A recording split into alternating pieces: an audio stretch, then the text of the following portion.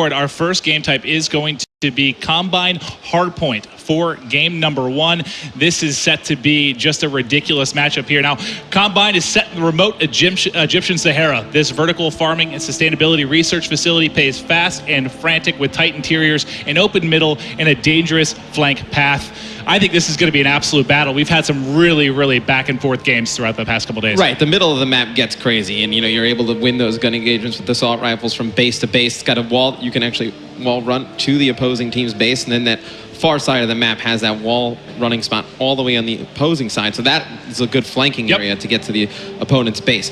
Then you're going to have the other side. It's going to have just a rocky area where you're going to have to win some close quarter gun engagements. And what I love about this map is viable for SMG players and assault rifle players, right? You know, the SMGs can go on the flanks, play close quarters on the outside, and then the ARs can dominate the middle. Yep, it's certainly going to provide a good variety. Now, we talked about bans and protects and how influential they're going to be on the game. Let's kick it off. This is going to be the first glimpse here of the live ban protect system. Yeah, so Tommy and Sensor are both going to go at the same time here, and it's pretty much a race. So you see Sensor, he's going to ban that thermal sight, and Tommy, he's going to go for the UAV. So both those players are going to go down to the next two players in line. Yep, we'll keep ripping through here, see what players are trying to eliminate. You know, it was really awesome just watching through the course of that first day how dynamically it changed game by game as players started to adapt to each other's playstyles. Right, because players started to ban, the guns that the other players were good with. And then it saw, game to game, game mode to game mode really changed Zico Taga. He's going to go to protect that M8A7 favorite of everyone from Black Ops 2. Yeah, we've seen that M8 used so much, and not surprised that's the first one protected. You'll see Flex going to be banning the mothership, and then Kiwi will protect that man of war. That's for his teammate, though. That's for his teammate, that's for Buzzo, 100%. Yeah. Buzzo has been ripping with that man of war. Here's where, the strategy comes into it. Buzzo has that last ban. He's not going to be able to really, Merc would have probably banned the man of war right there. That's been Buzzo's go-to. He ends up getting rid of 6th Sense, and then Buzzo gets rid of C4 at the end, and now we have the specialist draft Maven. Yep, this is huge. Now, we've seen a lot of different game types. We've seen how these players have adapted again over the course of the past couple days. These picks are going to start to come in. You're going to see Annihilator coming in as first pick for Sensor and Tommy. Tell me a little bit about that specialist class. Yeah, so the Annihilator is that massive high-caliber revolver with penetration rounds. You're going to see players try and pick up lots of kills on the outside. You're going to see TP go with Ruin Overdrive. You expect that out of a lot of the OBJ players. Lets you to move fast around the map. Gotaga going for that Outrider Sparrow. It's going to be nice to have that bow be able to. Yeah, we haven't seen it used a ton. We'll see if it can be used to effect in this hard point. And then Rejack, you'll see that coming in on both teams. Tell me a little bit about Rejack, Matt. So Rejack, when you die, allows you to come right back to life. There's a smoke around it. It's great for players that want to hold down positions and then they want to get a second chance of it, right? You have to use it at the right time, or else it's not going to be as effective. You see the last two players, it's going to be a Prophet Tempest from Merc, and then Buzzo going to go with that Reaper Psychosis. That's one that we've seen a lot of players do some nice stuff with.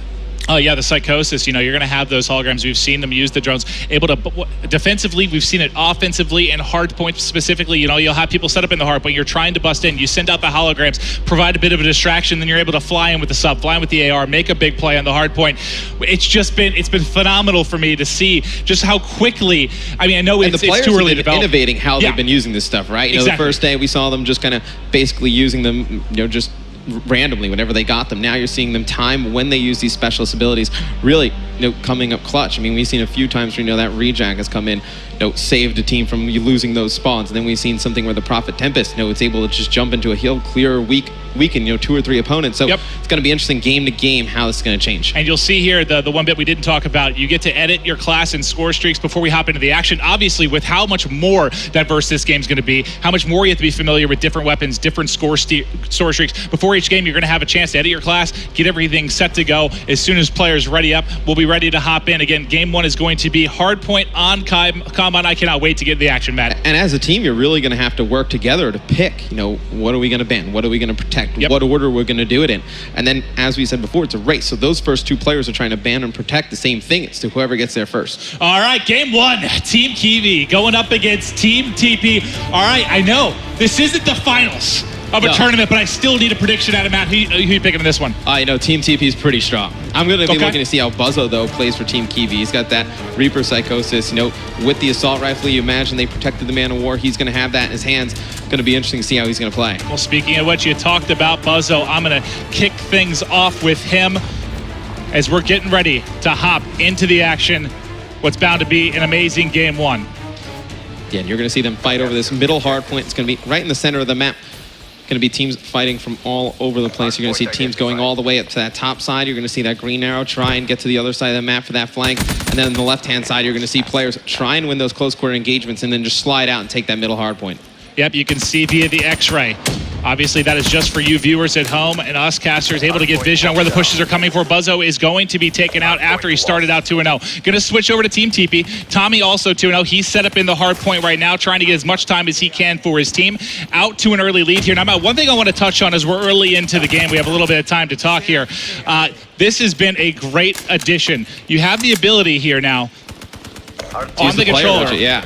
You pull up the widget here for each player. You can go through, you'll see at the bottom middle of the screen here, you can see Psychosis. He has the Man of War.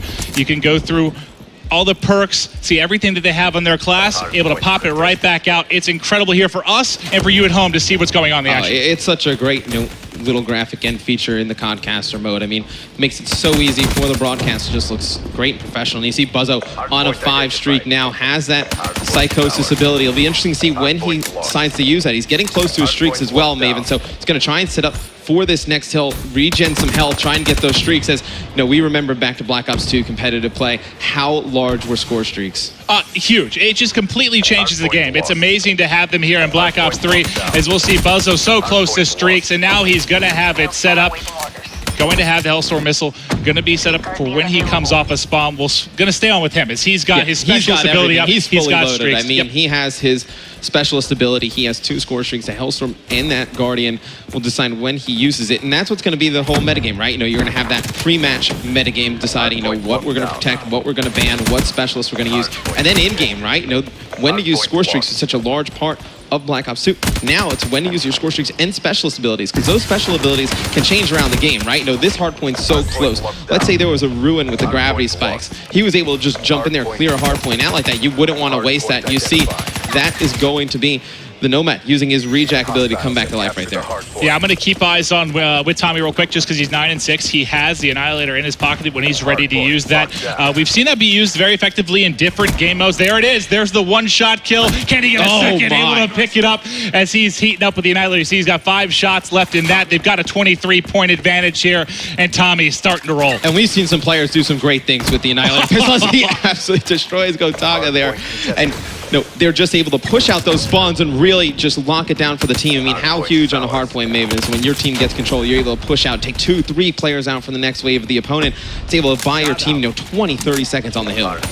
Well, we had Kiwi in the hill. He's 11-9, going to end up dropping here. They're trailing big time. We've seen some great comebacks in this game already as we've been watching just the action again over the past couple days. We already see Sensor here. He's going to push forward with the Kuda. Not able to win that gunfight. He is going to end up dropping. They're starting to mount the comeback right now for Team Kiwi. And I got to go back to Buzzo, though. He hasn't even used his streak set. He's still holding on to the specialist. I'm going to keep going back to him just so you at home can get an eye of when he's going to start to put these into effect. Yeah, you definitely want to see his Psychosis come into effect. It's going to be awesome. So you see that Nomad ability, that rejack coming into effect again. He had no idea where that player was going to come up and go once he's out of that smoke. And see, Buzzo gets taken out by that guy, but it's all timing on when to use these, Maven. You see Buzzo just waiting for the perfect opportunity to do so, because his team is still pretty close in the game, right? There's no reason to panic right now. Still 6 minutes, 20 seconds to go.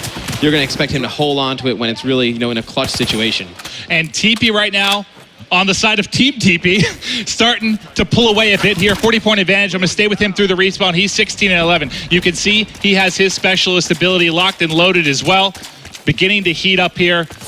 Starting to really pull away. Excellent job from his side thus far. The specialist abilities are going to change from player to player. You see the overdrive is going to be activated by TP. He's going to get that fast player movement cross map. You're going to see OBJ players in lots of, objective-based game modes obviously use this, and as he's using that Kuda probably the favorite of the SMGs from the players thus far. Yeah, you can see how fast he was able to get into the action, get back to that hard point, pick up the 2-piece there with the sub. Great stuff from TP, and they're completely in control of this game right now. Look back to Black Ops 2, right, for competitive games. There was the OBJ players, the anchors. Now, with the specialist abilities, you're going to have different, anchors and OBJ players play differently. Like an anchor, for instance, would probably use the Outrider Sparrow, the compound bow, able to just stay at range and pick players off. Maybe they use the Annihilator pistol, able to pick up some easy kills on the rotation, or even, you could say you can use the combat focus, earn more towards score streaks. While it's activated, rack them up. And here's you see the compound bow come into effect.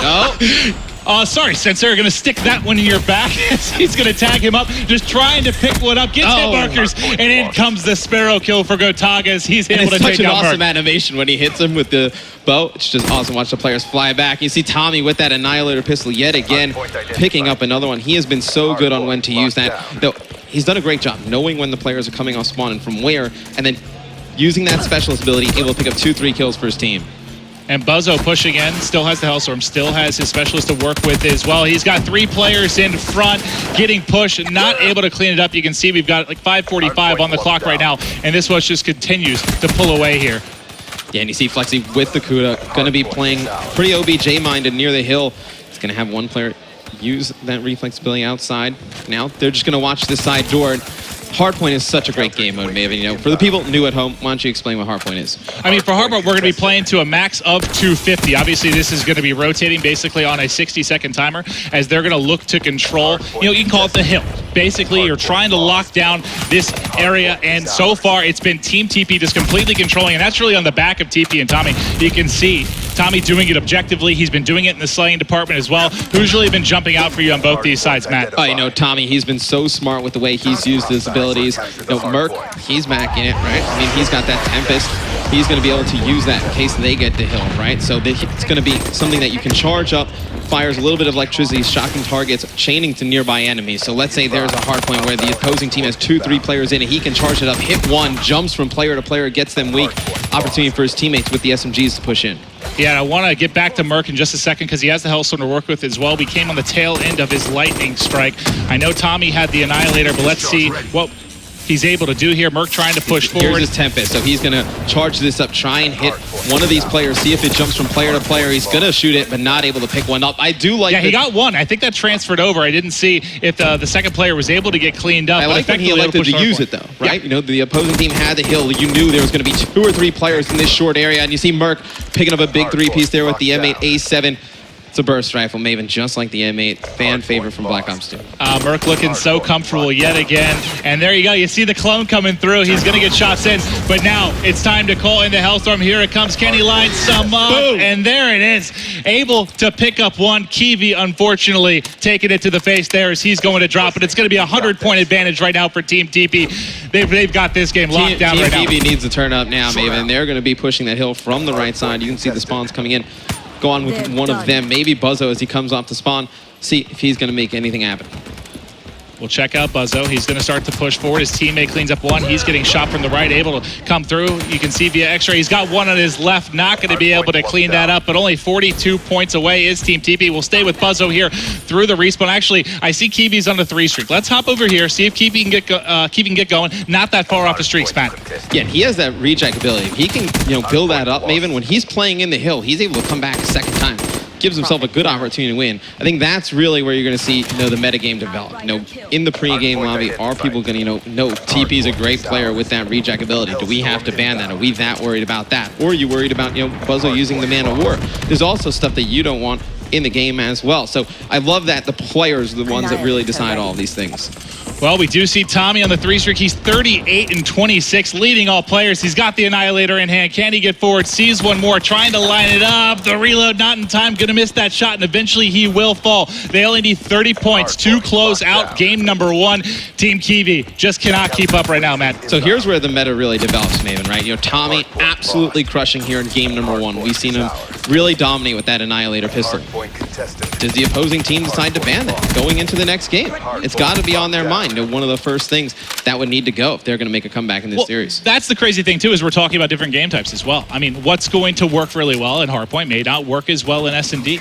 What's working well in S&D, not the same for Uplink. So it's going to be amazing. And, obviously there hasn't been a ton of time for these games to kind of develop a meta and get forward with these players. But there's going to be so much over time. Like, the way this is going to change, it's going to be so fun to watch how it works out. Month to month, day to day, the meta is going to change in this game, right? Players are going to say, hey, for an OBJ player, maybe this specialist and this setup works well. And then the next month, once teams start to adjust and ban some of the things that the OBJ players are using, they're going to have to pick a new kind of default loadout. So it's going to change from game to game, month to month. It's just going to be amazing for Call of Duty Esports. Well, I'm going to go on with Team Kiwi, Matt.